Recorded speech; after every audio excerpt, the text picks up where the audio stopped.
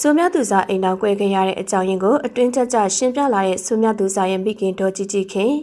မင်္ဂလာပါပရိသတ်ကြီးတို့ရဲ့ဆိုမြသူစာကတော့မြန်မာအနုပညာလောကမှာတော့မသိသူမရှိလောက်အောင်ပဲအောင်မြင်ကြော်ကြားခဲ့တဲ့တရုတ်ဆောင်တစ်ယောက်လည်းဖြစ်ပါတယ်။ပြည်နဲ့တရုတ်ဆောင်ပုံတွေကြောင့်ပရိသတ်ကြီးရဲ့ရင်ထဲမှာတော့ယနေ့ထိတိုင်ဆွဲကျင်နေကြတာပဲဖြစ်ပါတယ်။မာကြီးဆိုလို့အားလုံးကချစ်စနိုးခေါ်ကြတဲ့မင်းသမီးကြီးဆိုမြသူစာကဆိုရင်အများအမြင်မှာတော့တကူတော့အပြိုကြီးဖြစ်နေပေမဲ့တစ်ချိန်ကတော့အိမ်တော်ကြခဲ့ဘူးသူပါမာကြီးစုအပါဝေစိုးညီမတွေကအိမ်တော်ရေးကံမကောင်းတာကြောင့်လက်ရှိအချိန်ထိထင်ကြီးအမျိုးမျိုးနဲ့ပြောဆိုခံခဲ့ရပါတယ်ရှင်အထူးသဖြင့်ရုပ်ရှင်မင်းသားစုသူနဲ့ညီမတို့ရဲ့ပတ်သက်မှုတွေကိုဆွဆွဲပြောဆိုတာတွေလည်းရှိနေရပါလက်ရှိမှာတော့ဆိုမြနန္ဒာနဲ့စုသူတို့ကဘဝတစ်ခုတည်ထောင်ထားကြပြီဆိုပေမဲ့အရှင်ကတော့ဆိုမြသူစာဆိုမြကလျာတို့နဲ့လည်းဘာလို့ဖြစ်ခဲ့ရဆိုတဲ့သတင်းတွေကထွက်ပေါ်ခဲ့တာပဲဖြစ်ပါတယ်ဒီလိုကောလဟာလာတွေကြောင့်ပဲဆိုမြသူစားလည်းအိမ်အောင်ကွဲခဲ့ရရလို့ထင်မြင်ခဲ့ကြတာပါ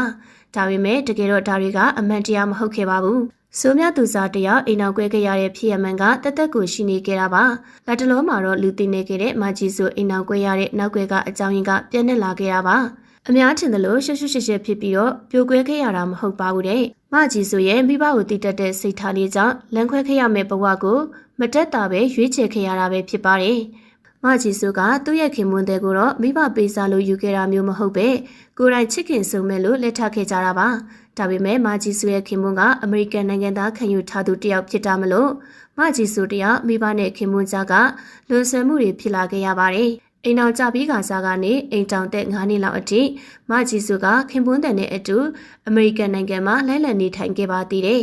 မြန်မာနိုင်ငံကိုတောင်မှပြန်မလာတော့ပဲခင်မွန်းတဲ့နဲ့အတူအမေရိကန်မှာပဲအခြေချနေထိုင်ခဲ့တာဖြစ်ပါတယ်ဒါပေမဲ့အချိန်ကြာလာတဲ့အမျှမိဘတွေနဲ့ခွဲနေရတာတွေမိဘတွေအသက်ကြီးလာလို့ကျန်းမာရေးရွရွန်းလာတာတွေကြောင့်မြန်မာပြည်ပြန်ဖို့ဖြစ်လာခဲ့ပါတယ်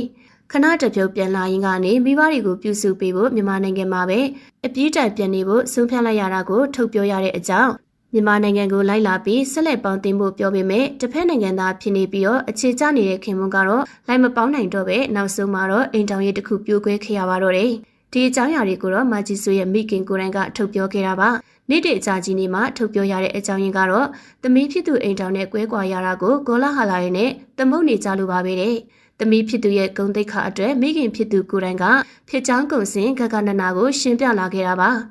ဒါပေမဲ့ပရိသတ်အများစုကတော့ခေါယိုကျူးနေခဲ့တဲ့ပစားရစုရင်းထက်ကနေရုံမထွက်နိုင်ကြတော့ပါဘူးနေများစွာကြာလာတဲ့ဂေါလာဟာလာတွေကအမှန်လို့ဖြစ်လာတာကြောင့်မကြီးဆိုရဲ့အမေပြောသမျှကိုလည်းမယုံကြတော့ပါဘူး။မကြီးဆိုမေပြောသလိုအိမ်တော်ပြိုကွဲရတာက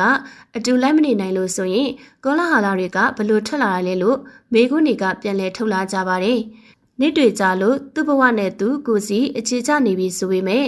စိုးညီမတွေနဲ့စိုးသူတို့ရဲ့အချီရအကြောင်းကတော့အခုထက်ထိလူပြောများနေကြစေပါပဲ။မကြီးဆိုအိမ်တော်ပြိုကွဲခဲ့ရတာလေတခြားရှုပ်ထွေးတဲ့ကိစ္စတွေရှင်းနေအောင်မယ်လို့လည်းထင်ကြီးပေးနေကြတာပါဘလို့ပဲဖြစ်ဖြစ်တမီးဖြစ်သူဘက်ကရပ်တီပြောကြလာတဲ့မာကြီးစုအမေရဲ့မိခင်မြတ်တာကိုတော့ချီးကျူးနေကြတာပဲဖြစ်ပါတယ်ဟုတ်ကဲ့ပါရှင်ကြီးကျူးနေကြတဲ့ပရိသတ်တို့အနေနဲ့ရောမာကြီးစုရဲ့အိမ်ထောင်ရေးကောလာဟာလာတွေနဲ့ပတ်သက်လို့ဘယ်လိုမျိုးထင်မြင်မိကြလဲဆိုတာကိုတော့ကွန်မန့်မှာပြောခဲ့ပေးကြပါဦးနော်